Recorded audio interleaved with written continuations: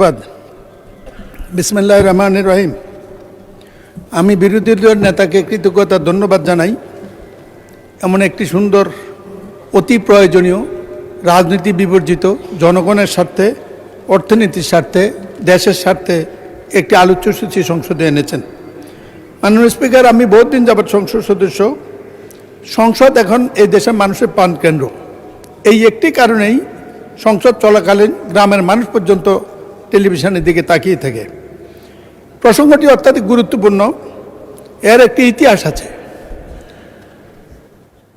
Man power export শুরু হয় শহীদ জিয়া যখন দেশের রাষ্ট্রপতি।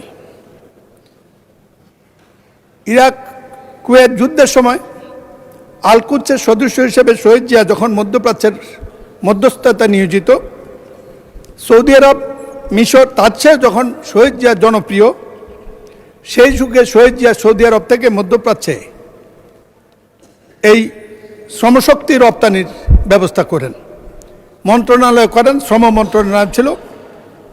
অ্যাকাউন্টসের অন্য অভিজ্ঞ লোক তার নামে একজন লোক প্রথম মন্ত্রী হয়েছিল। সেই সময়ে 80-র দশকে, সেই সময়ের পর 80-র দশকে তখন হজের লোক নিত, হজ ভলেন্টিয়ার 300 থেকে 3000 পর্যন্ত লোক নিত। তাদের যে সৌদি আরব ঠিক করেছিল মাত্র 5000 টাকা, বিমান টিকিটও তারা দিত। কিন্তু এই দেশে ম্যান পাওয়ার, আদম ব্যবসায়ী দানবরা এই প্রত্যেক থেকে 1.5 থেকে 2 লাখ টাকা নিত। 3 মাসের ভিসার জায়গায় তাদেরকে ওখানে ফেলে দিয়ে চলে আসতো। এর অন্যতম উদ্যোক্তা বরকতুল্লাহ বলি, আমাদের বরকত ভাই নাম বলেছেন, লোটাস কামাল, তিনি আমার প্রতিদ্বন্দ্বী, তার নামটা আমি বলতে চাই না, গীবত হবে কিনা জানি না। তাকে এনে জিজ্ঞেস করলে জানা যাবে কত ক্রাইম এক্ষেত্রে করেছে। তাদের এই সৃষ্ট মানব সংকটে দানবদের ভূমিকার কারণে আজকে ম্যান পাওয়ারের এত প্রশ্নগুলো এসেছে। অনেক সমাধানের প্রস্তাব অনেক, কোনো সমাধানের প্রস্তাব নাই। আমি শুধু বলবো, সংক্ষেপে লিখে নিয়ে এসেছি, কয়েকটা প্রস্তাব দেব। এই ব্যাপারে কোনো সন্দেহ নেই, আমাদের মধ্যে মধ্যপ্রাচ্যের রিমিটেন্স, বিদেশি মুদ্রা বাংলাদেশের অর্থনীতির প্রাণকেন্দ্র এখন। এই জন্য তাদেরকে যে কোনো পর্যায়ে সহযোগিতা, মর্যাদা দেওয়া উচিত।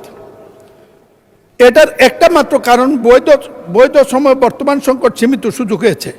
এক সময় সৌদি আরব, মধ্যপ্রাচ্যের দেশগুলো আমাদের প্রধান সম্ভাবনা থাকলেও বর্তমানে নামমাত্র দেশে সীমিত পরিসর হচ্ছে।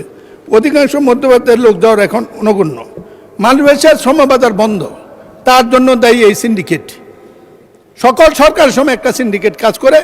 আমরা আশা করি আমাদের সরকারের সময় একে কাজ করতে দেওয়া হবে না, সরকার কাজ করবে। ইউরোপ যাত্রা একটা মরণ ফাঁদ।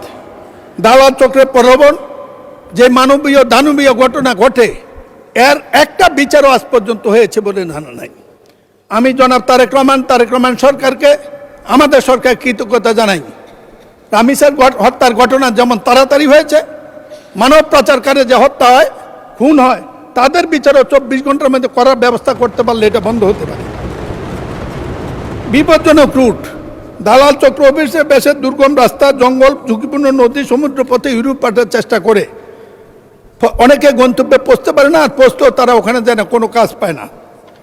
মানবিক বিপর্যয়, জিম্মি, নির্যাতন, মৃত্যু, লাশ হয়ে পেরা আমাদের দেশের লোকেরা করে। পত্রিকা নাম আসে, আজ পর্যন্ত শুনি না কারো সাজা হয়েছে কোনো সরকারের আমলেই। ইউএফটি ফার্স্টের সাথে ট্রেড করুন যে কোনো জায়গা থেকে। ক্যাম্পাসে ক্লাসের ফাঁকে, ঢাকার জ্যামে বসে কিংবা ঘরে বসে, ট্রেডিং এখন হাতের মুঠোয়। তাই ট্রেড করুন যখন খুশি, যেখানে খুশি।